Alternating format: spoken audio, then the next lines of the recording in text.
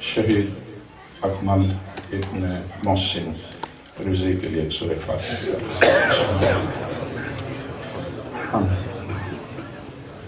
الرحمن ایاک نعبد نستعین اهدنا الصراط المستقیم صراط غیر المغضوب علیہم ولا الضالین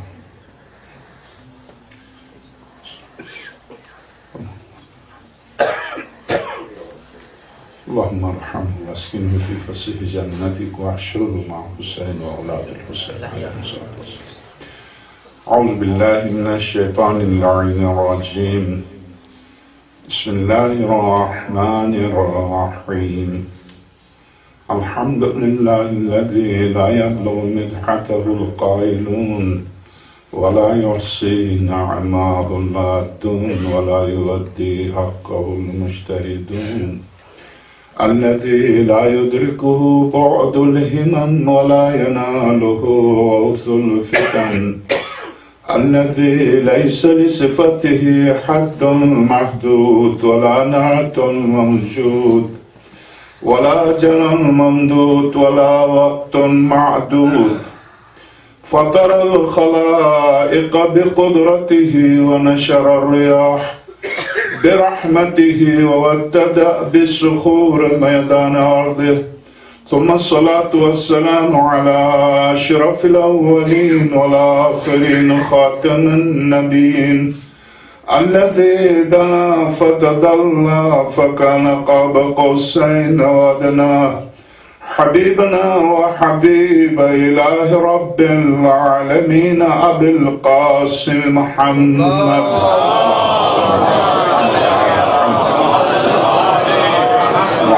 آله الأطيبين الأطهرين الغر الميامين المحجلين الذين أذهب الله عنهم الرجس وطهرهم تطهيرا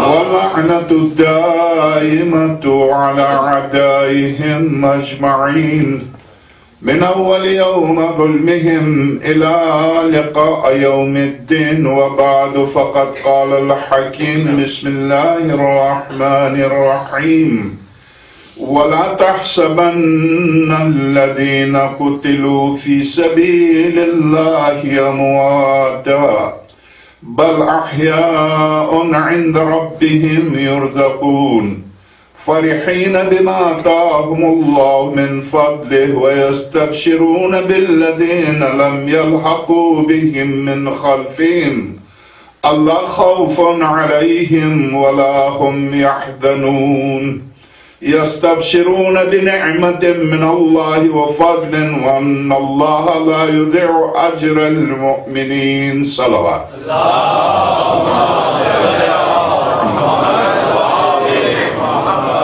سورہ واقعہ آل عمران آیت نمبر 169 70 اور 71. چونکہ خواہش تو سب کی ہے کہ میں کھل کے پڑھوں مگر کل مجھے احساس ہے کہ سب کو جعفر جانا ہے مگر آپ جانتے ہیں کہ اس شہید عزیز سے تقریباً 2 ہفتے پہلے 22 افراد شمالی الاقصیات میں جو شہید ہوئے تو نہ یہ پہلا واقعہ ہے اور نہ یہ آخری واقعہ ہے. مجھے واقعاً چونکہ جو انتظام کیا گیا ہے میں بھی اس انتظام کے مطابق مجلس کا اہتمام کر کے آیا ہوں اور اس شہید کی مناسبت سے میرا فریضہ آپ کا فریضہ ملت کے ہر فرد کا فرد قائم ہے. فرد قائم ربط ملت سے ہے تنہا کچھ نہیں موج ہے دریا میں بیرون دریا کچھ نہیں. ان مسائل پر یہ کہنا درست ہے کہ ہمارے محترموں بہت میں محبت بھی کرتا ہوں اپنے ہمارے لاسن کے شاعر نقاش سے. درست ہے کہ ہم امام زمانہ سے استغاثہ کریں. امام زمانہ سے استغاثے سے پہلے ہمیں یہ سوچنا چاہیے کہ میری آپ کی ذمہ داری کیا, مجھے آپ کو کیا کرنا چاہیے. کیا واقعاً ہم کوئی مردہ قوم ہیں؟ کیا واقعاً بس ہم لاشیں اٹھاتے چلیں؟ کیا واقعاً ہم اسی طرح سے سوتے رہیں؟ کیا واقعاً ایک جج کے سامنے قاتل کھڑے ہو کر یہ کہہ دے میں نے 200 شیعوں کو مارا، اگر تو مرد ہے تو میرے خلاف کچھ کہہ دے، وہ جج اسے آزاد کر دے اور وہ باہر نکل کے اس سے پوچھا جائے کہ تو کیا کرے گا، تو وہ کہے کہ میں وہی کروں گا، اور اس ملک کے بارے میں کیا میری آپ کی ذمہ داری نہیں ہے کہ جس ملک کی بنیادوں میں میرے آپ کے بزرگوں کا خون ہے؟ یہ جو خبیث آج جو ملک کے مالک بنے ہوئے ان میں کسی کا خون نہیں ہے، یہ لوٹیرے ہیں جو اس ملک کو لوٹا ہے، بنایا ہم نے، مال ہمارا، جان ہماری، عزت ہماری، خون ہمارا، اور قابض یہ ہوں کہ ہماری لاشیں نکلتی رہیں۔ کس بنیاد؟ درست ہے کہ شہید کے بارے میں درست ہے کہ وہ گیا، کہاں گیا؟ اس سے بہتر کیا، وہ ماں خوش قسمت ہے کہ جس کے دودھ کے ایک ایک قطرے کو علی نے قبول کیا، وہ ماں خوش قسمت ہے کہ جس کے دودھ کے ایک ایک قطرے نے ایسا ثبوت دیا کہ اس جوان نے اپنی ماں اور اپنے باپ کی اور اپنے پورے خاندان کی عظمت کا ثبوت دیا، سینہ تان کر علی کے نام پر گولی کھا کر۔ میری کیا ذمہ داری ہے؟ آپ کی کیا ذمہ داری ہے؟ خاموشی سے مجلس منعقد کرنا، فاتحہ پڑھنا چل دینا؟ پاکستان میں رہنے والے شیعوں کی کیا ذمہ داری ہے؟ کیا یہی ذمہ داری ہے کہ لاشیں اٹھاتے پھریں اور بس اس کے بعد نوحہ پڑھ لیں، مرثیہ پڑھ لیں؟ کیا دین مقدس نے مجھے آپ کو یہی تربیت دی ہے؟ درست ہے مکتبہ اہل البیت نے قتل سے منع کیا ہے، ہرگز ہم قاتل، ہم مقتول ہوں گے، قاتل نہیں ہوں گے، ہم مظلوم ہوں گے، ظالم نہیں ہوں گے، مگر مظلوم کس حد تک؟ مگر کیا قرآن نے یہ نہیں کہا القتل فی القتل، قتل کے بدلے میں قتل ہے؟ جب قتل ہو تو اب خاموشی نہیں ہے، اب جب لاش نکلے تو اب خاموشی نہیں ہے، اب خاموشی کا نام شرافت نہیں ہے، بزدلی ہے۔ اے بدر و حنین کے بھاگنے والے، وہ دلیر بن کر میرے دروازے پر آ جائیں اور میرے خون سے دین ان تک پہنچا ہے، یعنی دین نہ تو یہ دین میں تھے نہ یہ دنیا میں تھے، یہ کہاں تھے؟ شہزادی کونین کا خطبہ یہ کہاں تھے؟ میں اگرچہ آج پوری تفصیل سے پڑھنے کے لیے میں بخاری سے، مسلم سے، امام نسائی کی کتاب یہ طبقات کبریٰ سے، اسی طرح سے احمد ابن حنبل کی مسند سے، ساری کتابوں کو ذہن میں جمع کر کے آیا ہوں کہ اگر کھل کے بولنے کا موقع ملے تو قرآن کریم سے پوری طرح ثابت کیا جائے عثمان کو کس نے قتل کیا، کنہوں نے قتل؟ بیعت رضوان میں جو شریک تھے انہوں نے عثمان کو قتل کیا، اور بیعت رضوان میں جو شریک تھے ان کی تعریف قرآن نے کیا کی؟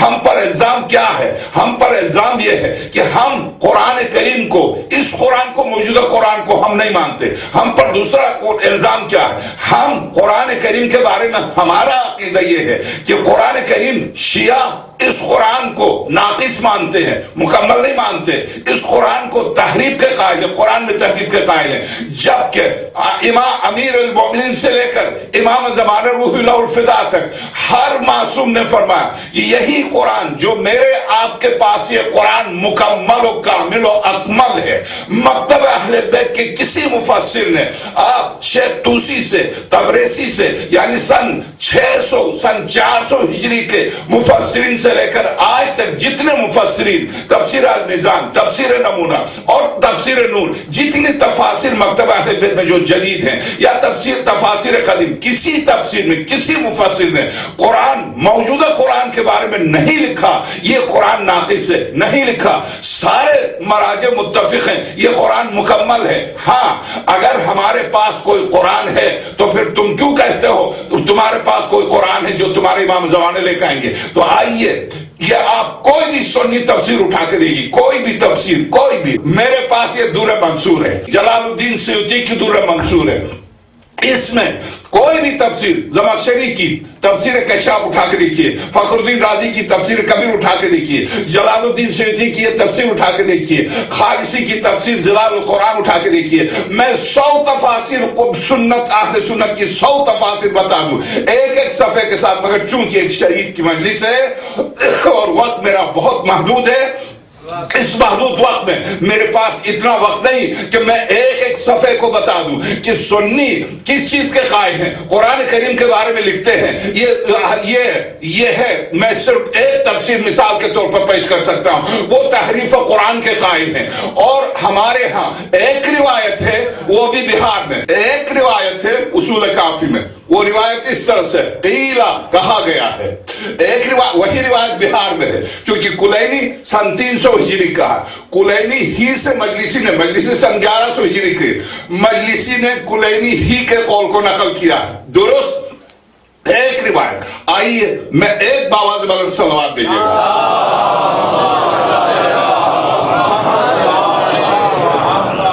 تفسیر در منصور صفحہ 1197، آخری سورہ والناس کے بعد. آپ سب جانتے ہیں قرآن سورہ ہم سے شروع ہوتا، سورہ والناس پر ختم ہوتا، مگر اہل سنت کے ہاں والناس پر ختم نہیں ہوتا. اہل سنت کے ہاں یعنی وہاں خاص طور سے، اب چونکہ سب سامنے ہیں تو اب میں آپ کی خدمت درج کروں، یہ شافعی ہے، یہ حنفی نہیں ہے، یہ مالکی نہیں ہے، یہ حنبلی نہیں ہے، یہ جلال الدین سیوطی شافعی ہے. اس کی تفسیر شافعی تفسیر ہے، اور بعینہ یہی تفسیر زمخشری کی ہے جو کہ مالکی ہے. یہی تفسیر موطا نے، امام مالک کی کتاب ہے موطا، یہی تفسیر ہے. بخاری نے یہی تفسیر بیان کی ہے. کیا کہ قرآن کریم کی 116 صورتیں تھیں. کہاں وہ دو صورتیں؟ کہاں وہ دو صورتیں؟ اس وقت قرآن کی 114 صورتیں. سورہ ہم سے شروع ہو کر سورہ والناس پر ختم ہوتا. اس پر سارے مکتب اہل بیت کے سارے مراجع، سارے علماء متفق، ہماری ساری تفسیر کوئی مائی کا لال آئے، میں جس طرح سے دکھاتا ہوں، مکتب اہل بیت کی کوئی تفسیر اٹھا کر آئے جو دکھا دے کہ کسی مفسر نے یہ کہا ہو کہ اس قرآن میں صورتیں نہیں ہیں. تمہاری تفسیر میں 2 صورتیں نہیں ہیں. تمہاری تفسیر میں عمر سورہ ہم کو غلط پڑھتے تھے. سورہ ہم کی تفسیر اٹھا کے دیکھیے. عمر اپنی نماز میں جب سورہ ہم کی تلاوت کرتے تھے، الحمدللہ رب العالمین غیر المغضوب علیہم غیر الضالین پڑھتے تھے، ولا الضالین نہیں پڑھتے تھے. کیا اس شخص نے پیغمبر کے پیچھے کبھی نماز نہیں پڑھی تھی؟ اگر اس نے پڑھی تھی تو کیا اس کو سورہ ہم بھی یاد نہیں تھی؟ ارے تجھ پر واقعی میں کیا کہوں، جسے تو خلیفہ مانتا اس نے زندگی میں ایک رکعت نماز صحیح نہیں پڑھی. جسے سورہ ہم صحیح یاد نہیں تھی، جسے تو خلیفہ مانتا ہے، اگر وہی خلیفہ تھا جسے سورہ ہم یاد نہیں تھی، یا تو اس کو یاد نہیں تھی، یا وہ یہ سمجھتا تھا کہ قرآن جو لکھا گیا وہ غلط لکھا گیا. اور اگر وہ یہ سمجھتا تھا کہ قرآن غلط لکھا گیا تو پہلا کافر عمر ہے، اس لیے کہ وہ تحریف کا عقیدہ رکھتا. اگر وہ یہ سمجھتا تھا قرآن میں کمی ہو گئی ہے تو پہلا شخص جو تحریف و قرآن کا اعتقاد رکھتا وہ عمر ہے. عمر کا قول ہے 10 ملین حروف اوپر سے نازل ہوئے تھے. اس موجودہ قرآن میں 1 ملین بھی حروف نہیں ہے، 3 لاکھ بھی نہیں ہے. اس موجودہ قرآن میں وہ آدھا. عمر کہتا سورہ احزاب، سورہ تفسیر کبیر فخر الدین رازی، تفسیر زمخشری اور اسی طرح سے تفسیر کبیر، یہ جتنے مفسر لکھتے ہیں، عمر کہتا کہ سورہ احزاب سورہ بقرہ کے 2 برابر تھی. سورہ بقرہ کے اگر سورہ احزاب 2 برابر تھی تو سورہ بقرہ کی 280 سے زیادہ آیتیں ہیں، سورہ احزاب کی صرف 73 آیتیں ہیں. وہ یعنی اس کی 200 آیتیں سورہ احزاب کی کہاں گئی؟ موجودہ سورہ احزاب میں صرف 73 آیتیں. عمر کہتا سورہ احزاب میں 280 سے زیادہ آیتیں تھی. تو 280 سے زیادہ آیتیں تھی تو موجودہ سورہ بقرہ سے لمبی تھی سورہ احزاب، وہ ساری آیتیں کہاں گئی؟ تو آپ یہ روایتیں نہ ایک میں نہ 2 میں، جس نے بھی تفسیر لکھی ہے سب نے تفاسیر میں لکھا کہ عمر کا قول یہ. اب میں ایک جملہ، چونکہ آپ یہ انٹرنیٹ پر جا رہی ہے، اب چونکہ آپ نے خواہش کی ہے، ایک لفظ میں آپ کی خدمت میں عرض کیے دیتا ہوں. تحریف قرآن کی بنیاد پر مجھے اور آپ کو کافر قرار دیتے ہیں. ایک بات جس کی وجہ سے میرے آپ کا قتل انتہا جائز ہے. کیوں؟ ہم تحریف قرآن کے قائل ہیں. ہم قائل ہیں یا تم قائل ہو؟ ہمارے قرآن میں ایک تفسیر، کوئی تفسیر اٹھا کے دکھا دو بازار میں ملتی ہے، کسی مرجع کی، کسی مجتہد کی، کسی کی تفسیر اٹھا کے دیکھو، کسی مفسر نے یہ لکھا ہو کہ قرآن کی کچھ صورتیں نہیں ہیں۔ پھر آؤ ہم سے آپ کی خدمت میں عرض کیے دیتا ہوں، تحریف قرآن کی بنیاد پر مجھے اور آپ کو کافر قرار دیتے ہیں۔ ایک بات جس کی وجہ سے میرے آپ کا قتل انتہا جائز ہے، کیوں؟ ہم تحریف قرآن کے قائل ہیں۔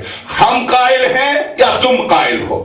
ہمارے قرآن میں ایک تفسیر، کوئی تفسیر اٹھا کے دکھا دو بازار میں ملتی ہے، کسی مرجع کی، کسی مجتہد کی، کسی کی تفسیر اٹھا کے دیکھو، کسی مفسر نے یہ لکھا ہو کہ قرآن کی کچھ صورتیں نہیں ہیں۔ پھر آؤ ہم سے بات کر لو، میں دکھاتا ہوں یہ تفسیر در منصور جلال الدین سیوطی، تو والناس، سورہ والناس کے ختم ہونے کے بعد یہ صاف طور سے کہتا ہے سورۃ الخلق و سورۃ الحب سے متعلق روایات کا ذکر۔ امام زریس نے فضائل میں ذکر کیا کہ مصحف اسماعیل نے ہمیں خبر دی کہ حماد نے ہمیں بتایا، اس نے کہا ہم نے مصحف ابی ابن کعب میں، مصحف ابی ابن کعب، اب یہاں پر مصحف کسے کہتے ہیں؟ جسے ہاتھ سے لکھا گیا ہو۔ تو آپ یاد رکھیے، ابھی 4 5 10 مصحف آئیں گے۔ عبداللہ ابن عباس کا مصحف، عبداللہ ابن عمر کا مصحف، عائشہ کا مصحف، اور اسی طرح سے عمر ابن خطاب کا، ابو بکر ابن ابو قحافہ کا، عبداللہ ابن مسعود کا، عبداللہ ابن سلام کا، زید ابن ارقم کا، یہ جتنا لکھنا پیغمبر خدا صلی اللہ علیہ وسلم کی زندگی میں لکھنا جو جانتے تھے، انہوں نے جو قرآن لکھا تھا، ہر ایک کے پاس اپنا اپنا قرآن تھا جس کو ہر ایک نے اپنی طرف منسوب کیا ہے۔ اس کا نام عبداللہ ابن مسعود نے لکھا ہے تو اس کا نام مصحف عبداللہ ابن مسعود، عبداللہ ابن سلام نے لکھا ہے تو اس کا نام مصحف عبداللہ ابن سلام، زید ابن ارقم نے لکھا تو اس کا نام زید مصحف، یعنی جو گود رسالت میں جس زہرا نے تربیت پائی، اگر مکتبہ اہل بیت یہ کہہ دیں کہ مصحف فاطمہ تو قیامت آ گئی،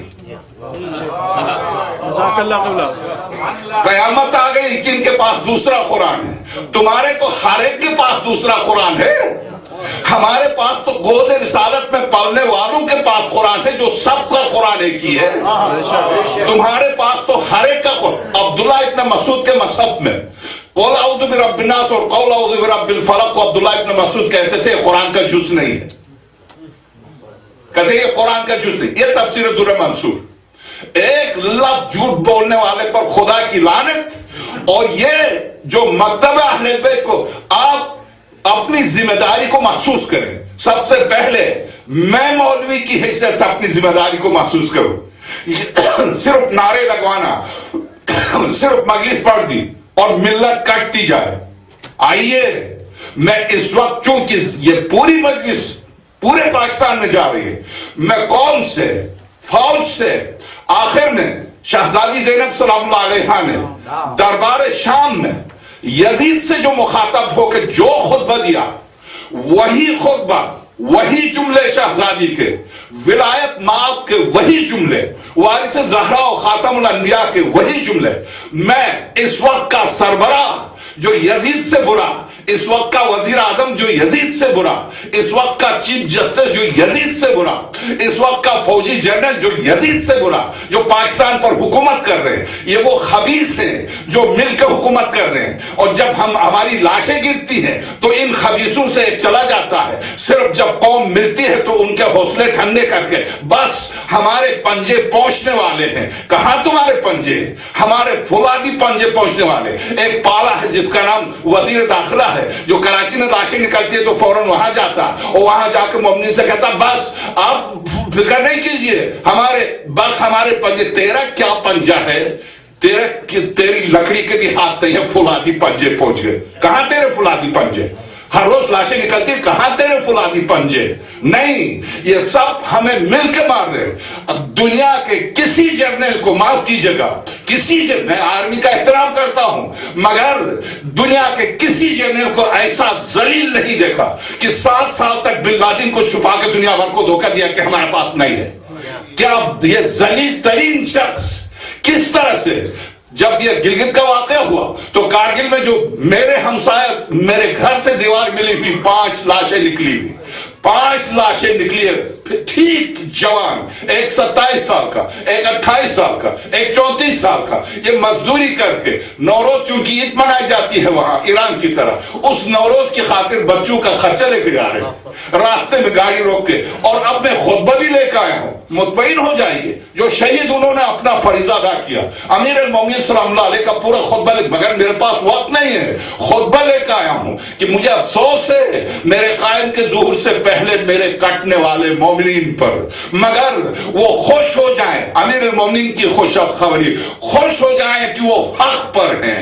बस अली अगर ये सनद दे कि जाने वाला हक पर है तो क्या चाहिए, जाने वाला तो पहुंच गया अली के पास, मेरी जिम्मेदारी क्या है? बस एक मजलिस पढ़ ली, आपने सुन ली, नारे लगाए चले गए, ये फरीजा ना, ये फरीजा नहीं है।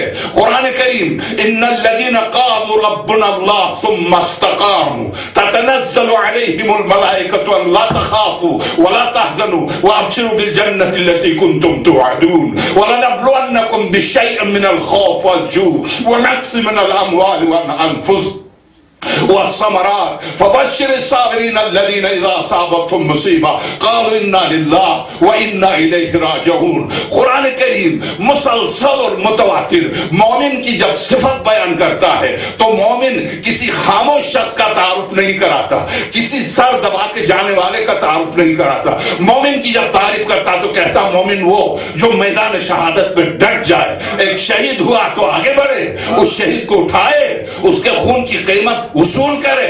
وَلَكُمْ فِي الْقَصَاصِ حَيَاتٌ يَا أُولِي الْأَلْبَابِ، اے صاحبان عقل، قصاص میں تمہاری زندگی ہے۔ جب تک ہم قصاص نہیں لیں گے لاشیں گرتی جائیں گی، جب تک ہم قصاص کے لیے نہیں اٹھیں گے لاشیں گرتی جائیں گی۔ 50-40 مسجد میں کیا مسجد نے بگاڑا، یہ جانتے ہیں ان سے بہتر ہم نماز پڑھتے ہیں، یہ جانتے ہیں ان سے بہتر ہم زکات دیتے ہیں، یہ جانتے ہیں کہ ان کے ہاں خمس بھی نہیں ہے، ہمارے ہاں یعنی مکتبہ اہل کے بیت کے بارے میں یہ پوری طرح جانتے ہیں کہ اس وقت دنیا اسلام میں اگر صرف اسلام پر اور صرف اسلام پر عمل کرنے والا کوئی فرقہ ہے تو وہ صرف شیعہ اثنا عشری ہے۔ وہ یہ جانتے ہیں وَلِلَّهِ عَلَى النَّاسِ حِجُّ الْبَيْتِ مَنِ اسْتَطَاعَ إِلَيْهِ سَبِيلًا۔ دنیا جانتی ہے کہ حج پر کون زیادہ جاتے ہیں، اور دنیا جانتی ہے کہ کون زکات زیادہ دیتا ہے، کون دنیا جانتی ہے کہ یہ خمس نہیں دیتے۔ وَعَلَمُوا أَنَّ مَا غَنِمْتُم مِّن شَيْءٍ فَأَنَّ لِلَّهِ خُمُسُهُ وَلِرَسُولِهِ وَلِذِي الْقُرْبَى إِلَى آخر سورہ انفال۔ جان لو کہ خمس تم پر واجب ہے، مکتبہ اہل بیت خمس دیتا، زکات دیتا، حج کرتا ہے، روزہ رکھتا ہے، سارے فرائض پر پوری طرح وہ روزہ دن بھر رکھیں گے، سورج کے غروب سے پہلے کھا لیں گے۔ ہم قرآن کریم کے مطابق عمل کریں گے، اور قرآن کہتا ہے اتم الصیام الی اللیل، ہم رات داخل ہونے پر افطار کریں، تو ہم قرآن پر عمل کر کے ہم کافر، وہ قرآن کے خلاف عمل کر کے مسلمان، ہم قرآن پر قائم رہ کر کافر، وہ مسلمان وہ اسلام کے خلاف جا کر قرآن کھل کے مذمت کرتا ہے۔ جب یہودی نے کہا کہ خدا کے ہاتھ بندھے ہوئے، خدا نے کہا غلت ایدیہم، ان کے ہاتھ بند ہو جائیں۔ خدا ہاتھ باندھنے کو اتنی نفرت سے دیکھتا ہے کہ ان کے ہاتھ بند ہو جائے۔ تم تو خدا کے سامنے بھی ہاتھ باندھ کے کھڑے ہوتے ہو، اور جب کھڑے ہوتا ہو تو خدا اس آیت کو یاد کر لو کہ خدا کہتا ہے تمہارے ہاتھ ہمیشہ بندھے رہے۔ اور عجیب بات یہ ہے حنفی نے شافعی کا جواب دیا، شافعی نے کہا شافعیوں کے ہاں یہاں ہاتھ باندھنا ہے، حنفیوں کے ہاں نیچے یہاں ہاتھ باندھنا ہے۔ جب امام حنفیوں سے پوچھا کہ تم یہاں کیوں ہاتھ باندھتے ہو، خدا کی قسم اگر ان کی کتابیں پڑھ لیں تو آپ کو واقعی کسی ڈائجسٹ کسی فلم کو دیکھنے کی ضرورت نہیں ہے۔ حنفیوں سے پوچھا، علماء احناف کی کتاب ہے، وہ اس نے جواب دیا، شافعیوں کو جواب دیا کہ تم یہاں کیوں ہاتھ باندھتے ہو، تم نیچے باندھو۔ تو انہوں نے کہا نیچے کیوں باندھے، تو حنفیوں نے کہا نیچے اس لیے باندھے کہ عین ممکن ہے کہ شلوار بخدا واللہ کہیں شلوار نہ اتر جائے۔ اے بندے خدا، تو شلوار اس طرح سے پہن کے نماز پہ کھڑا ہوتا ہے کہ شلوار اترنے کا خوف ہے؟ وہ آپ اس مکتب کو اگر پڑھ لیں، اس مذہب کو پڑھ لیں تو آپ کو پورا مذہب، چونکہ عمومی مذہب ہے، انہیں نماز سے کیا غرض، یزید کو نماز سے کیا واسطہ، معاویہ کو نماز سے کیا واسطہ، جمعہ کی نماز بدھ کو پڑھا دے اور پڑھ لے سب، اور کوئی اپی نہ کرے۔ ہاں اعتراض سرور کائنات پر، سرور کائنات پر معصوم نہیں ہے، جادو بھی اثر کرتا، اور جادو جس نے کیا تھا اس سے اٹھا کے یہودی مرد پر ڈال دیا. اور قرآن تو معجزہ ہے اس بنا پر کہ تم جس طرح سے چھپانے چاہو قرآن سامنے لا کے کھل کے سامنے لاتا. وہ کون سی خاتون تھی جس نے جادو کیا تھا؟ یہ تو خاتون کے بارے میں ہے. قل اعوذ برب الفلق من شر ما خلق ومن شر غاسق اذا وقب ومن شر النفاثات فی العقد. ان عورتوں کے شر سے، ان عورتوں کے شر سے. جب عورتوں کے شر سے ہے، وہ یہودی تم لکھتے ہو مرد تھا اور قرآن کہہ رہا وہ عورت تھی. تم سچے ہو، میرا قرآن سچا ہے. اب میں یہاں پر میں کچھ نہیں کہتا، صرف اتنی سی بات کہہ دوں کہ تاریخ کو کہاں چھپاؤ گے؟ کس نے عثمان کو قتل کیا؟ علی نے یا عائشہ نے؟ کس نے عثمان کے قتل کا فتویٰ دیا؟ بیعت رضوان میں شامل جتنے صحابہ تھے قتل عثمان میں شریک تھے. کہاں چلے جاؤ گے؟ تو اب میں بس اتنی سی بات یہاں تک آخر عرض کر دوں کہ شہید کے بارے میں درست ہے 10 دفعہ آپ سن چکے ہیں. قرآن کریم نے موت کے اقسام کو بتایا. موت کے اقسام کو بتا کر سب سے بلند ترین درجہ شہید کا درجہ، یہاں پر صرف شہید کا درجہ نہیں. عجیب بات یہ ہے، میں جب پرسوں ان کے اس شہید کے دادا کے پاس تعزیت کے لیے گیا تھا تو میں اصغر رضوی سے کہا کہ تمہارے خاندان کے لیے شرف ہے، ہمارے ہاں یعنی ہندو پاک میں یہ رسم نہیں ہے کہ ہم مبارکبادی دیں. ایران میں شہید کے گھر جا کے مبارکبادی دیتے تھے، وہاں رسم ہے، انہیں پتا ہے. وہاں چونکہ مکتب کی تربیت شروع سے ہوئی ہے، انہیں پتا ہے. یعنی ایک ماں 7 شہیدوں کو دینے کے بعد کہتی ہے شہزادی اب کوئی گھر میں رہنا نہیں رہا، اب آپ مجھ سے راضی ہو جائے گا. 7 بیٹوں کو، جوان بیٹوں کو دے کر شہزادی اب مجھ سے ناراض نہیں ہو جائے گا، اب کوئی گھر میں رہا نہیں. ان کی تربیت ہے. ہمارے ہاں یہ رسم نہیں. میں نے اصغر سے کہا فخر ہے تمہارے لیے، فخر ہے. یہ بچہ پورے خان جیسے نقاش نے، خدا ان کو سلامت رکھے، ہم مجید اختر نے بھی بہت خوب پڑھا، واقعا خدا ان دونوں کو سلامت رکھے. واقعا باعث افتخار ہے شہید، ہر پوری قوم کے لیے، پوری ملت کے لیے. بچہ خاص طور سے یہ بچہ اس عمر کے جوانوں کے لیے جس عمر میں اس نے اپنی جان دی ہے، اس عمر کے جوانوں کے لیے باعث افتخار ہے یہ بچہ. آئیے ہم قرآن کریم کے حوالے سے تھوڑی سی 20 روایتیں کہ قرآن میں 2 سورتیں والناس کے بعد بھی تھی، 20 روایتیں، اور 30 روایتیں کہ عمر نماز میں ان دونوں سورتوں کو پڑھتا تھا. وہ صورتیں اس وقت موجودہ قرآن میں نہیں ہیں. درست. میں اگر در منصور سے نکال کے پڑھ لوں تو میں مجرم، میں واجب القتل، میں نے صحابہ کی توہین کی. اور اگر در منصور اس کو لکھے تو بہت بڑا مفسر. میں اگر بخاری خاتم الانبیاء کی توہین کرے کہ جب وحی نازل، پہلی جلد جب وحی نازل ہوئی تو خاتم الانبیاء نے سوچا خودکشی کر لے. 3 جلدوں پر جو چھپی ہے اس بخاری کو، جو 9 جلدوں میں انگلش اور اردو، انگلش اور عربک میں جو ہے وہ 9 جلدیں، 3 جلدوں میں جو انڈیا میں چھپی ہے، مولانا جس نے اردو میں ترجمہ کیا ہے دیوبند کا عالم، آپ اس ترجمے کو دیکھیے کہ بخاری کی پہلی جلد کی ابتدا وحی سے ہوتی ہے، نزول وحی سے. نزول وحی سے اقرا پڑھ لیجئے. جبریل نے کہا اقرا پڑھیے، پیغمبر نے فرمایا انا لست بقاری، میں پڑھا لکھا نہیں ہوں. یقین جانیے آدم سے عیسیٰ تک کسی نبی نے جبریل سے نہیں کہا میں ان پڑھ ہوں.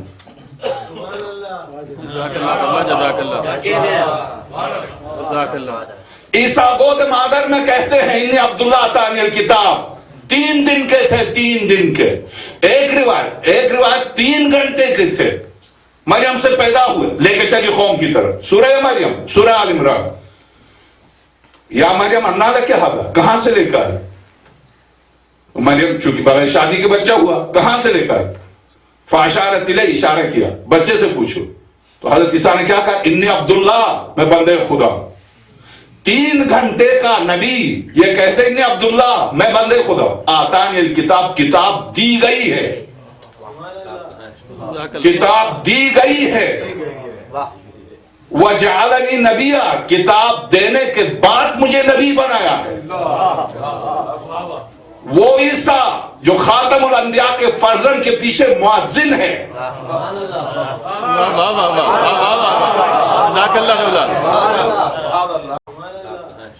کتاب دی گئی ہے وجعلنی نبیا کتاب دینے کے بعد مجھے نبی بنایا ہے وہ عیسیٰ جو خاتم الانبیاء کے فرزند کے پیچھے مؤذن ہے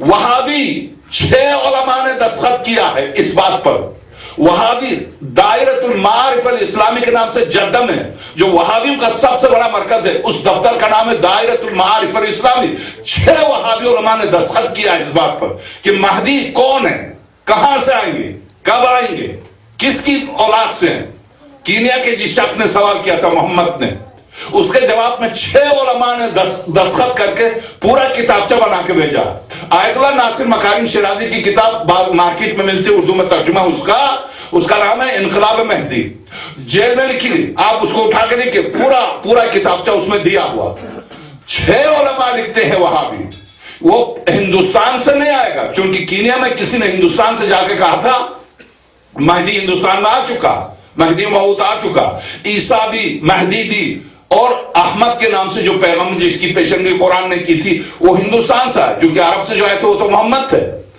احمد جس کی پیشنگوئی کی تھی حضرت عیسیٰ نے وہ ہندوستان سے آئے احمد مرزا قادیان تو جب یہ کہا تو کینیا کے مسلمان نے خط لکھا وہابیوں کے ادارے کو مہدی کون ہے اس کی حقیقت کیا 6 جو آج بھی مستنصر کنانی جو اس ادارے کا چیف ہے وہ پورے دنیا وہابیت کو کنٹرول کرتا ہے اور پوری دنیا یقین جانی ہے وہابیت اب تزلزل میں ہے وہابیت اپنے دم توڑنے والی ہے تو سوائے قتل و غارت کے ان کے پاس کچھ نہیں ہے آپ ذرا سی ہمت کر لیں ذرا سی کمر باندھ کے آگے بڑھ جائیے یہ واقعا میدان چھوڑ کے بھاگ جائیں گے یہ ان کے آباء و اجداد میں کون سی نسل میں کیا دلیری تھی جو آپ کے سامنے دلیری دکھائیں گے چھپ کے ڈاکہ زنی کرنا اور ہے میدان میں آ کر سامنے آنا اور ہے ہم چیلنج دیتے ہیں آج تک کوئی چیلنج قبول کر کے میں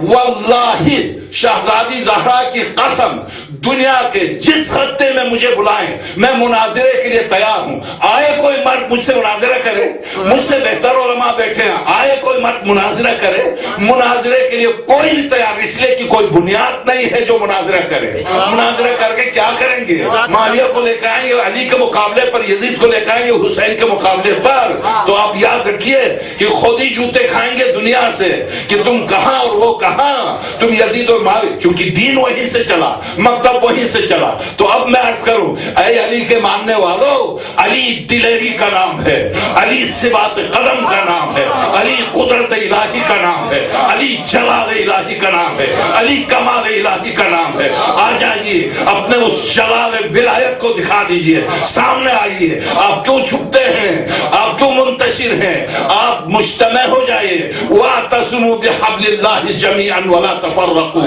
اگر کراچی اور کوئٹے سے لے کر چائنا کے باہر تک شیعہ متحد ہو جائیں تو واللہ العظیم یہ وہابی میدان چھوڑ کے بھاگ جائیں ہم تتر بتر ہیں جس کی وجہ سے وہ فائدہ اٹھا رہے ہیں اور جس کی وجہ سے ہماری ہر روز لاشیں نکلتی ہیں ہم اگر متحد ہوں تو یہ فاسق و فاجر جو اس وقت ہم پر حکومت کرتے ہیں ہاں ہر حکومت کی ایک مدت ہوتی ہے انما نملی لہم لیزدادوا اسما اس آیت کی تلاوت دربار شام میں علی کی بیٹی نے اسی سورہ آل عمران کی آیت کی تلاوت کی تھی یزید کے سامنے اب وقت آ گیا ہے کہ شہزادی کے وہ جملے میں آپ کے سامنے پڑھ کر سنا دوں میں یہی جملے جو صدر اپنے آپ کو کہتا ہے اسے بچہ جانتا تھا کس نام سے پکارتا تھا کس نام سے ہم سب جانتے ہیں کس نام نام سے پکارتے تھے؟ بچے سے لے کر مرد سے لے کر عورت تک کس نام سے پکارتے تھے؟ کوئی کیا سوچ بھی سکتا تھا کہ اسے صدارت ملے گی؟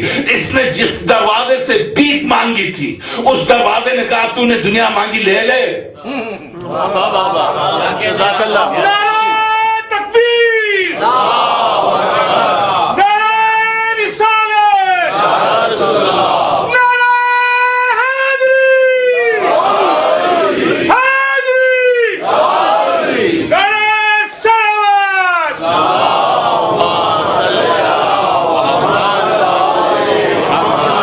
جیل سے رہا ہو کہ سیدھا شام گیا تھا، سیدھا شام شہزادی کے دروازے پر گرا تھا. شہزادی سے بھی لطف و کرم کا دروازہ ہے، تو میرے دروازے پر اتنی دور سے بھیک مانگنا ہے، ہم نے دے دیا. مگر جس دروازے سے جب ملتا ہے تو اگر اس کی قدر شناسی نہ کرے تو پھر جب وہ دروازہ چونکہ ولایت کا دروازہ ہے، کائنات پر کنٹرول کرتا ہے، پھر اس کے پورے خاندان کو جو سزا ملے گی یہ تڑپ کر رہ جائے گا، اس کا پتہ بھی نہیں چلے گا کہ یہ گیا کہاں. چونکہ اس دروازے سے اس نے غداری کی ہے، اس کے ماننے والوں کی روز لاشیں نکلتی. اس نے کیا کیا؟ اسی طرح سے گیلانی جو وزیر اعظم بنا ہوا، بیٹا الگ سے چور، باپ الگ سے چور. آپ کا چیف جسٹس، پاکستان کا چیف جسٹس دنیا کا خائن ترین شخص، دنیا کا خائن ترین شخص. نہ کورٹ میں عدالتوں میں کوئی عدل ہے، نہ صدر سے آپ توقع رکھ سکتے ہیں، نہ وزیر اعظم سے آپ توقع رکھ سکتے ہیں. آرمی کی حالت تو یہ ہے، آرمی ہر 5 سال کے بعد اپنے ملک کو فتح کرتی ہے. یہ ہماری وہی خوش قسمت ترین آرمی ہے کہ جس نے دشمن کے مقابلے میں جو کچھ بنگلہ دیش میں کیا دنیا جانتی ہے. وہ صرف اپنے ملک کو فتح کر جانتی ہے، اس کے علاوہ کچھ نہیں جانتی. اور ہاں، جب اقتدار نہیں ملتا ہے تو آپ کیا کرتے ہیں؟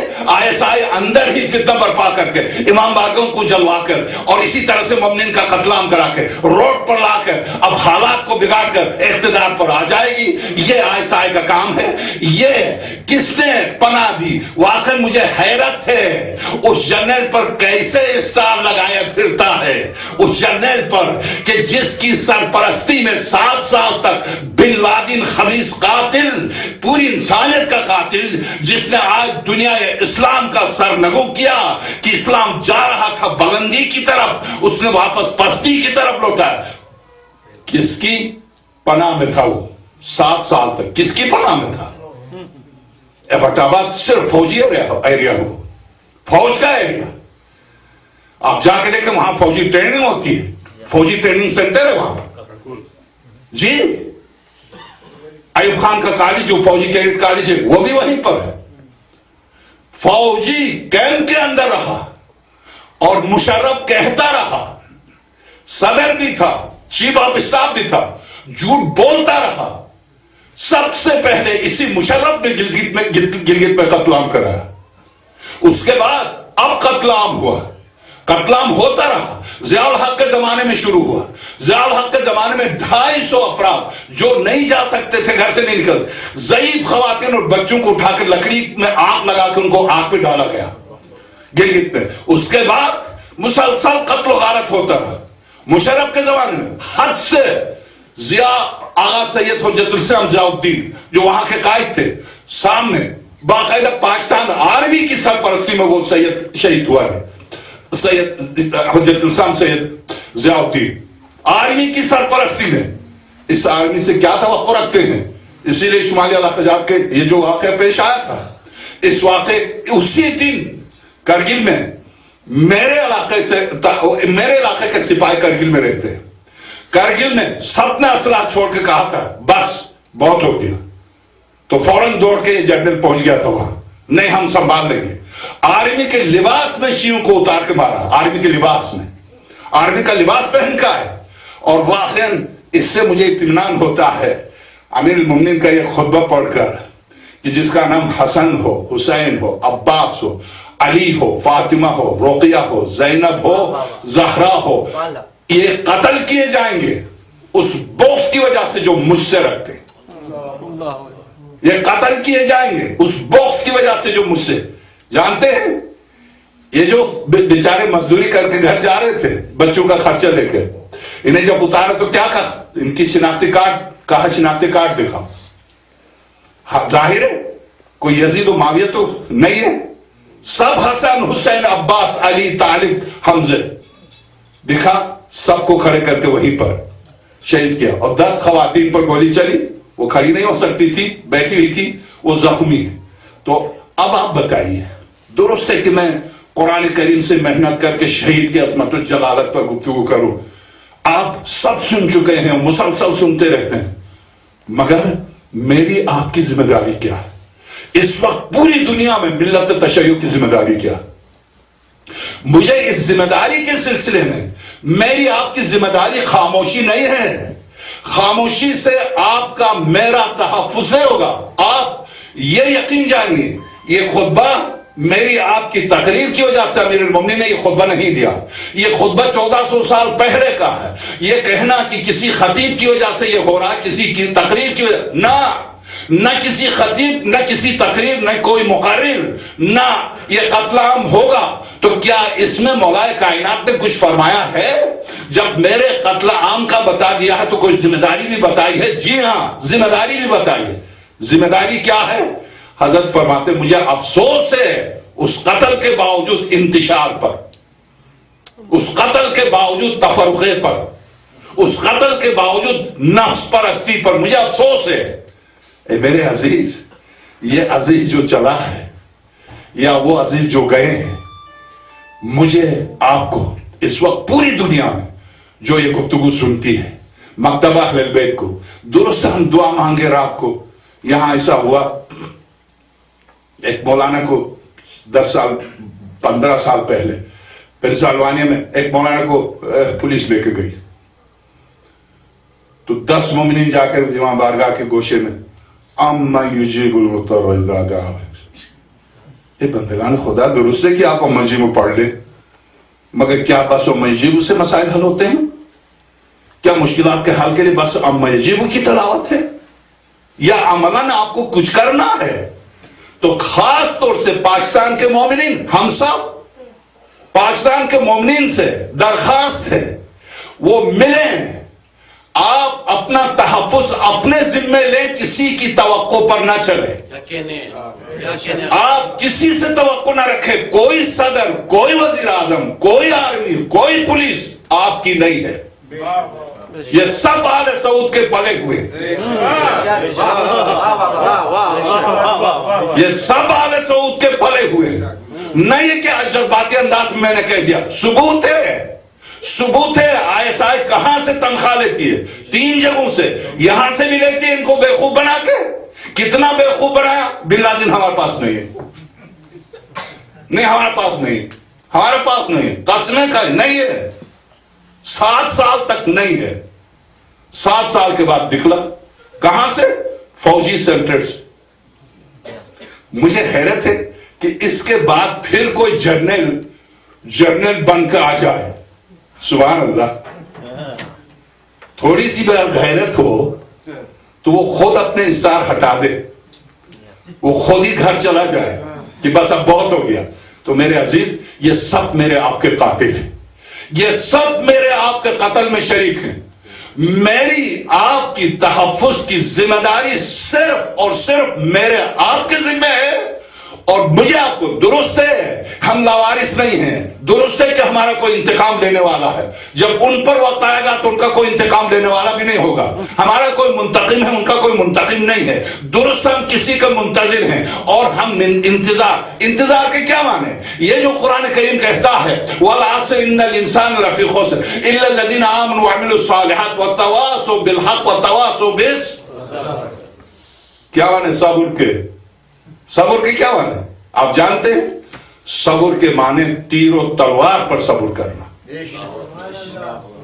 صبر کے معنی گوشے نشینی میں خاموش رہنا نہیں. کیوں؟ ان الذین قالوا ربنا اللہ ثم استقاموا. مومن تو وہ ہیں جو میدان عمل میں اتر کر کہتے ہیں ہاں ہم ہیں, ہم کہیں نہیں گئے, ہم ہیں. تو بس اب میں ایک باز والا سوال,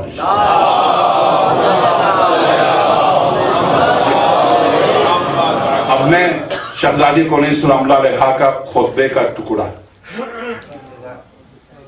ایک اور باواز بلند سلام.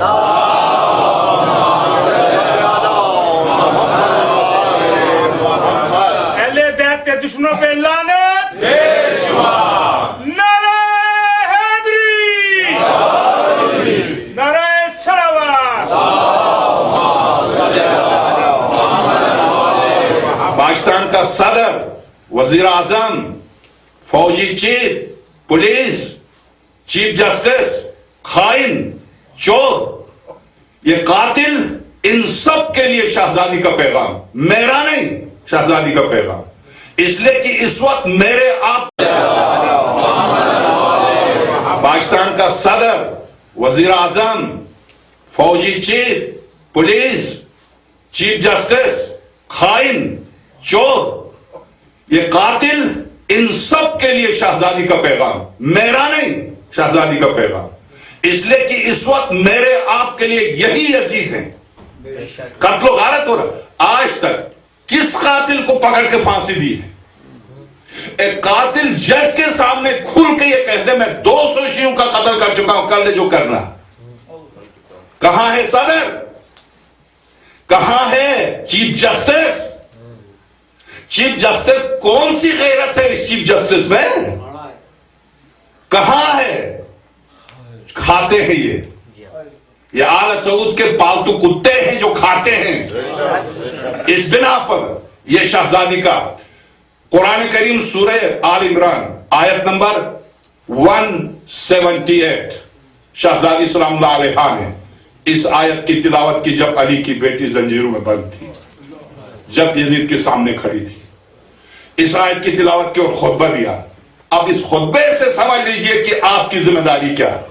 شہزادی آپ کی ذمہ داری بتا رہی کہ آپ کی ذمہ، آپ اگر یزید وقت سے ٹکرا جائیں تو آپ کی ذمہ داری کیا، یہ علی کی بیٹی بتا رہی.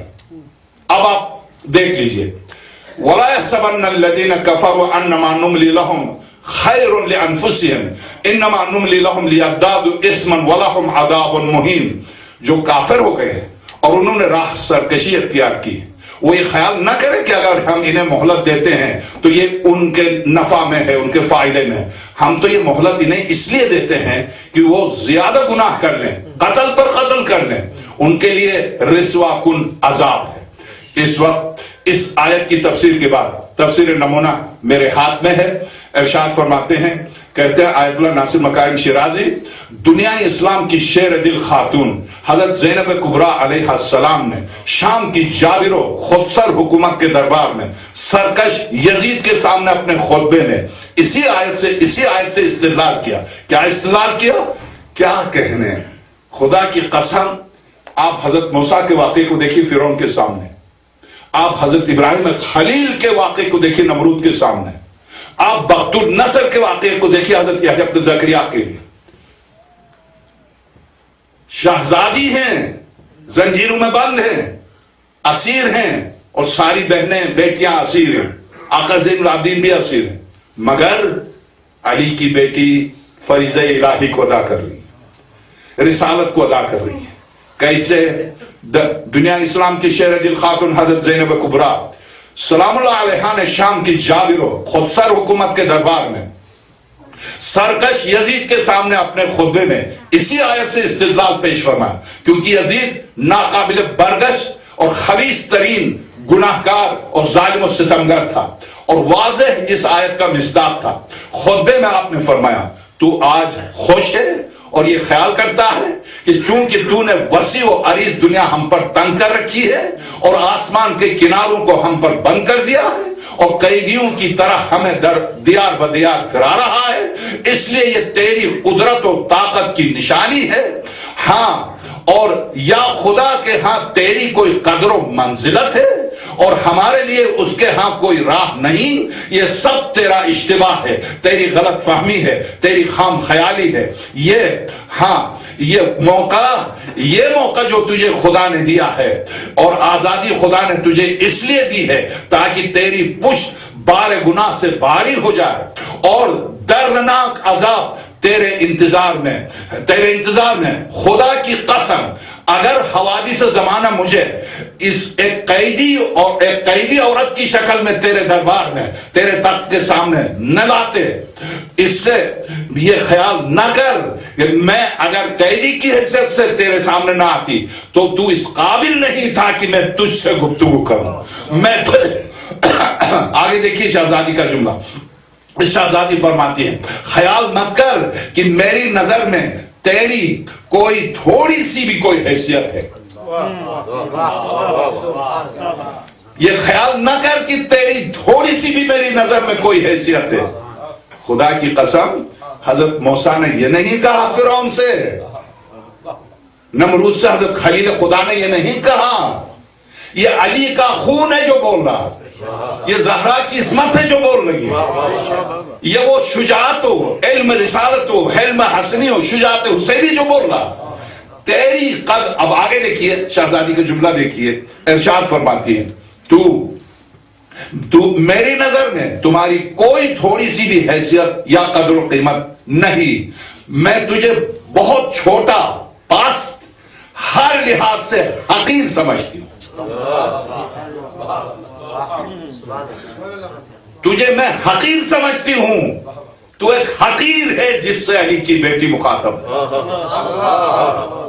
شاہ ولایت کی نور نظر تجھ سے مخاطب ہے، یہ دنیا ہے جو مجھے یہاں لے کر آئی ہے، شاہ ولایت زمین و آسمان تک جس علی کی حکومت ہے اس کی بیٹی تیرے سامنے کھڑی، لولا کلمہ خلقت الافلاق کی گود کی پروردہ وحی الہی کو چوس کے 5 سال تک گود رسالت میں پلنے والی جو تیرے سامنے کھڑی ہے، تو میرے سامنے میری نظروں میں تو پست ہے، تو حقیر ہے، تو اس قابل نہیں کہ زینب تجھ سے خطاب کرے، مگر میں تجھے سمجھانا چاہتی ہوں کہ تیری حقیقت کیا ہے۔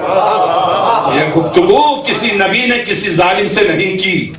موسیٰ سے کہا خدا نے اذهب الى فرعون انه طغى، چلے جاؤ فرعون کو طغیانی کی ہے، تو موسیٰ نے کیا کہا ربی اشرح لی صدری، پروردگار پہلے زبان کی گرے کھول دے پھر میری مدد کے لیے، تو جانتا فرعون ہے، اس کے سامنے میں اکیلا نہیں جا سکتے، میرے بھائی کو میرا جانشین، میرا مددگار بنا دے۔ اور اس کی لطف کی بات یہ سورہ طٰہٰ کی آیت ہے، ہم نے فرعون کے لیے موسیٰ کا بھائی ان کا وزیر بنایا، اور اس کے ان دونوں کے ساتھ ساتھ ہم نے ایک سلطان کو بھیجا، تفسیر صافی میں ہے وہ سلطان علی تھے، تو گویا فرعون کے پاس جانے کے لیے موسیٰ بھی، علی بھی، ہارون بھی، ایک یزید کے مقابلے میں علی کی بیٹی،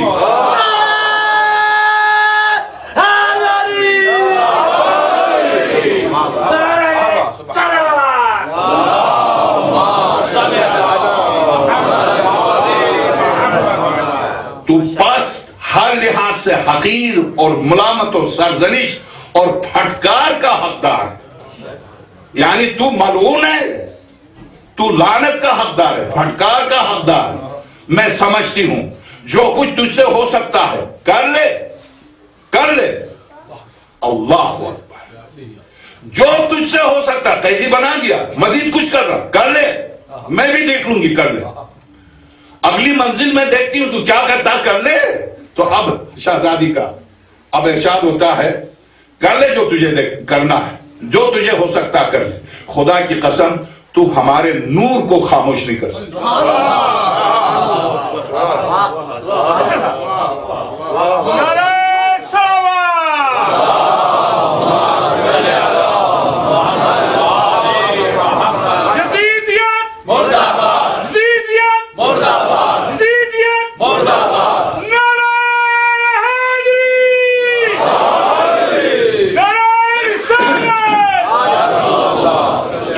نور کو خاموش نہیں کر سکتا، تو وحی جاوداں اور ہمارے آئین حق کو محو نہیں کر سکتا، تو نابود ہو جائے گا، تو نابود ہو جائے گا۔ واقعاً کیا آپ خدا کی قسم سکون میں بیٹھے ہوئے ہیں، اس منظر کو دیکھیں کہ زینب کے ہاتھوں میں رسی ہے، اس منظر کو دیکھیں، سامنے حسین جیسا بھائی ہے، سارے شہداء کے سر، کیا دلیری ہے، کیوں نہ ہو۔ جب اس سے پہلے عبید اللہ ابن زیاد نے کیا کہا، کہا تھا تم نے خدا کو کیسے پایا, تمہارے اہل بیت کے ساتھ خدا نے کیا کیا؟ تو شہزادی نے کیا فرمایا؟ تاریخ انسانیت میں واللہ باللہ ثمت اللہ 40 سال مجھے پڑھتے ہوئے, میں جب 18 سال کی عمر میں تھا اس وقت سے لے کر اب تک پڑھ رہا ہوں, اب میں 58 سال 40 سال مجھے پڑھتے ہوئے, 40 سال مجھے مطالعہ کرتے ہوئے, واللہ باللہ ثمت اللہ, ایسا جملہ یزید جیسے کے سامنے کسی پیغمبر کی زبان سے بھی نہیں نکلا. یہ دلیری کے لیے علی چاہیے, علی چاہیے. تو اب شہزادی اگلا جملہ کیا فرماتی ہے؟ اگلا جملہ فرماتی ہے کہ ایک بات بولیں صلوات,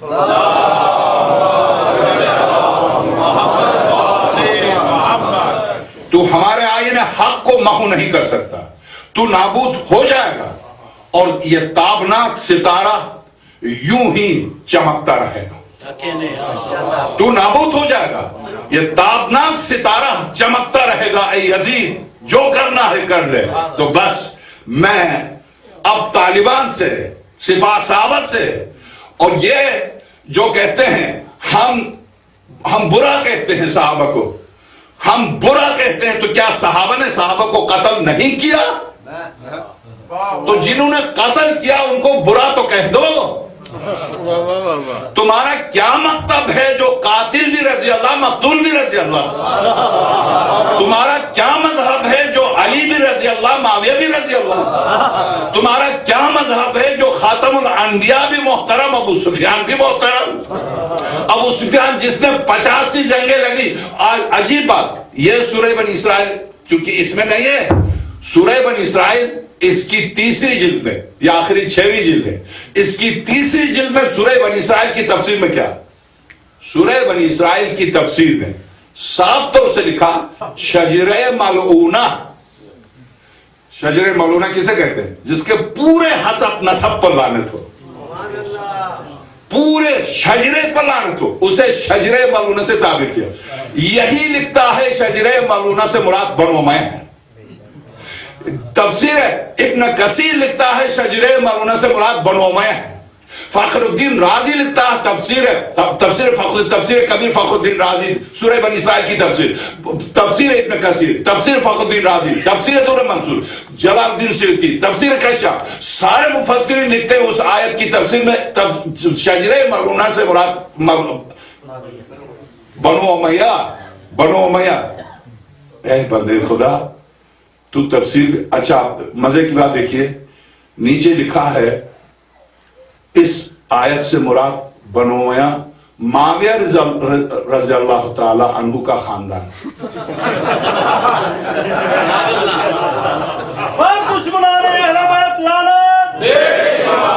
بس اب میں جو پیغام دینا تھا میں نے دے دیا, ملت کو بھی, آپ کو بھی, خود مجھے بھی, کہ اس طرح سے بس پسینے میں تیر ہو کر گفتگو کی نہیں. یقین جانی ہے کہ جو لاشیں گلگت گئی تھی, اس شہید بزرگوار کو آپ نے دیکھا کراچی میں, ظاہر ہے سارے مومنین کس طرح سے اس کا شاندار استقبال ہوا. اے اکمل سلام ہو تیرے بچپنے پر, تیرے دودھ پیتے ہوئے اس وقت پر بھی جب تیری ماں نے تجھے دودھ پلایا. اے اکمل تو کتنا خوش قسمت تھا کہ تیرے باپ نے آ کر, آپ جنازے پر آ کر باقاعدہ نوحہ پڑھا, مرثیہ پڑھا, درست پورا کراچی آیا جنازے کو اٹھانے کے لیے. مگر اے اکمل جس کے لیے تو نے جان دی تھی اس کا جنازہ اٹھانے کے لیے کوئی نہ رہا. بس ہاں اکمل تجھے ایک گولی لگی تھی, مگر شبیہ رسول کے سر سے لے کر پیر تک کوئی جگہ ایسی خالی نہیں تھی جہاں ماں بوسہ دے سکے, ماں بوسہ دے سکے.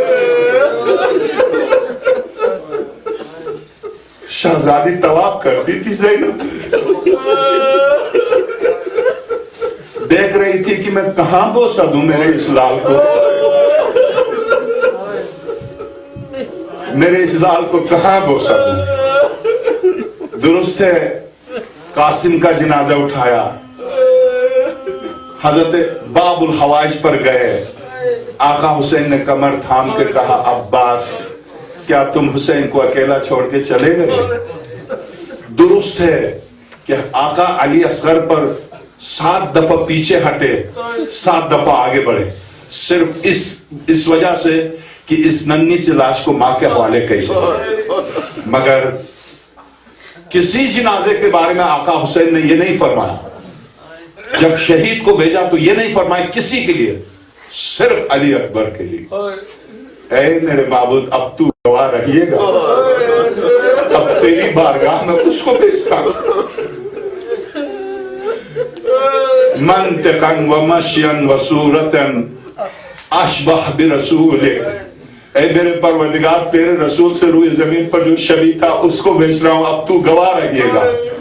दुरुस्त सबको रुखसत किया, सब्र हुसैनी, सब्र जिस दरवाजे पर आके, जिसके बाप के दरवाजे पर सब्र आके दस्तक दे, अली मैं बेबस हूं, अल-इख्तिजाज पहली जिल्द। सब्र मुजस्सम होकर अली के दरवाजे पर आके दस्तक दे, अली मैं बेबस हूं, क्योंकि इमाम उस सब्र हैं, उस बाप का बेटा और उस पैगंबर का नवासा, और हुसैन आईन सब्र इलाही।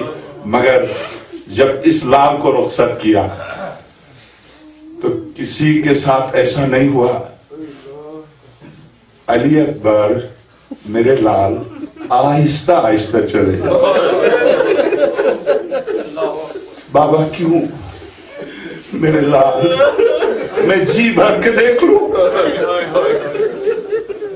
जब आका अली अकबर आहिस्ता आहिस्ता जा रहे थे तो पीछे से आने की आहट सुनी, मुड़ के देखा हुसैन कमर पर हाथ रखे हुए चले आ रहे। बाबा आपसे इजाजत ली थी, बाबा आप क्यों आ रहे? और अब हुसैन ने आका ने फरमाया, अली अकबर ऐ मेरे लाल, काश तुम्हारा भी तुम जैसा जवान बेटा होता तो तुम्हें पता चलता जवान बेटा किसे कहते हैं।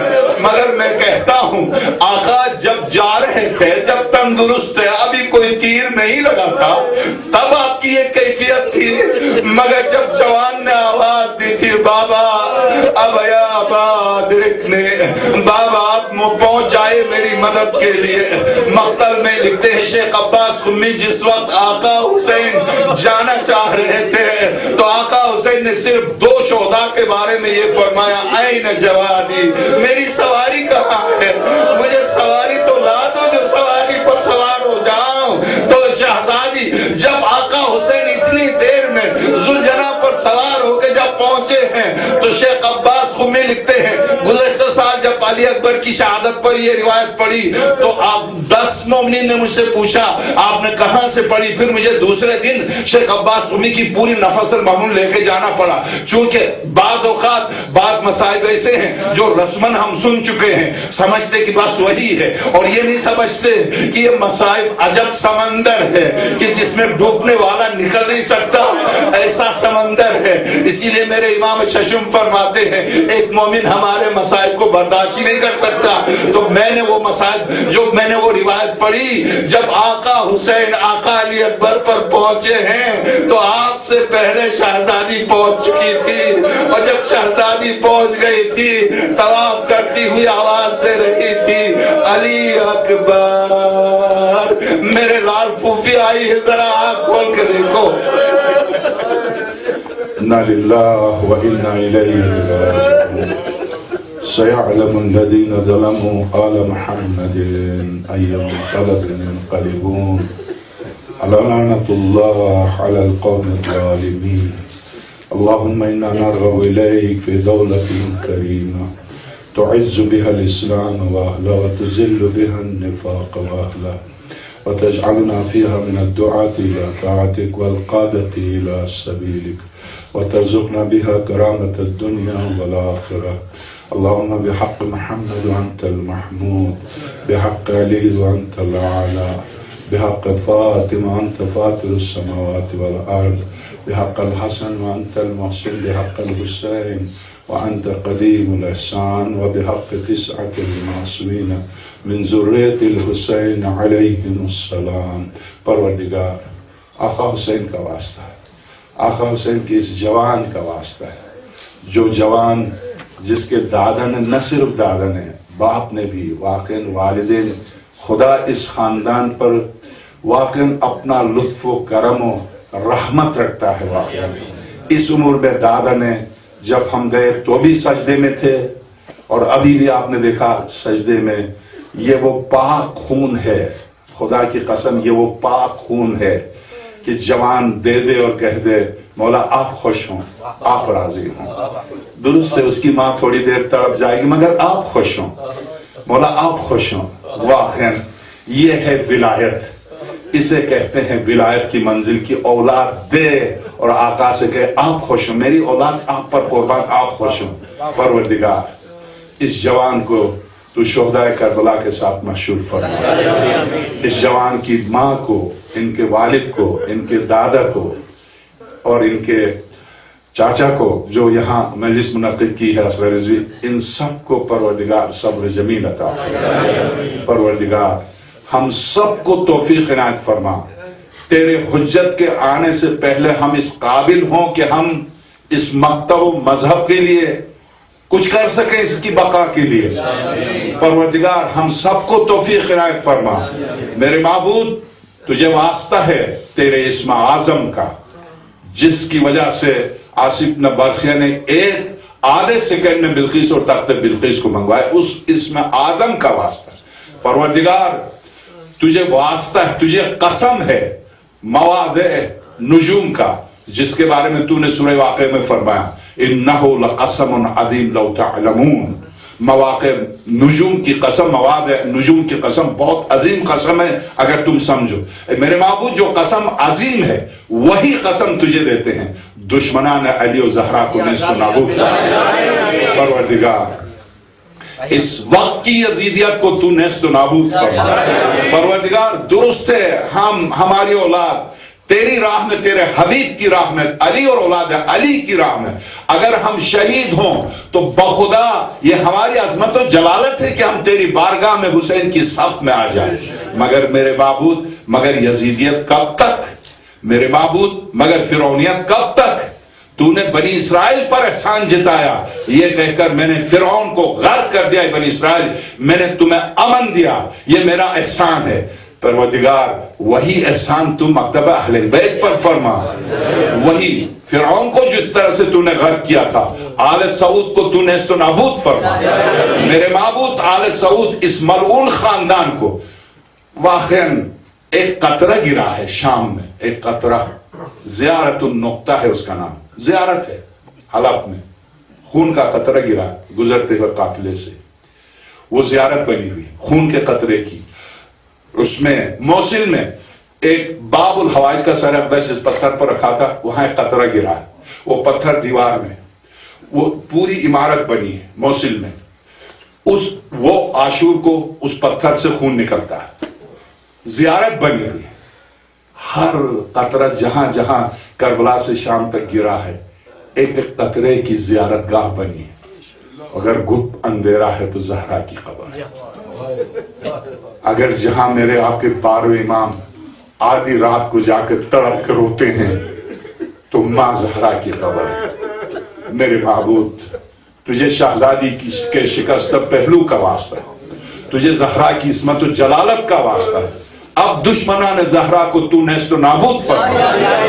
ان کے نور نظر یوسف زہرا کے ظہور میں تعجیل فرما. ہم سب کا شمار تیرے حجت کے ساتھ دینے والوں میں فرما. ربنا آتنا فی الدنیا حسنۃ وفی الآخرۃ حسنہ وقنا عذاب النار بجاہ محمد وآل الاطہار. ایک مرتبہ سورہ ہم 3 دفعہ سورہ اخلاص کی تلاوت کیجئے گا جناب شہید اکمل ابن محسن رضوی کے لیے. بسم اللہ الرحمن الرحیم ایاک نعبد وایاک نستعین اهدنا الصراط المستقیم صراط الذین انعمت غیر المغضوب علیہم ولا الضالین. بسم الله الرحمن الرحيم قل الله أحد الله الصمد ولم يكن له كفوا أحد بسم الله الرحمن الرحيم قل الله أحد الله الصمد بسم الله الرحمن الرحيم قل الله أحد الله الصمد ولم يكن له كفوا أحد. تمام لاس اینجلس کے مومنین یہاں جمع ہیں اور تقریباً سبھی جمع ہیں. سب کی طرف سے میں بزرگوار ان کے دادا کی خدمت میں اور چونکہ مجلس پاکستان بھی جا رہی ہے ان کی والدہ کی خدمت میں اور اس شہید کے والد کی خدمت میں تعزیت پیش کرتا ہوں اپنی طرف سے اور لاس اینجلس کے تمام مومنین کی طرف سے. خدا ان سب کو صبر جمیل عنایت فرمائے. اور ایک درخواست اور ہے شہداء گلگت کے لیے ایک سورہ فاتحہ.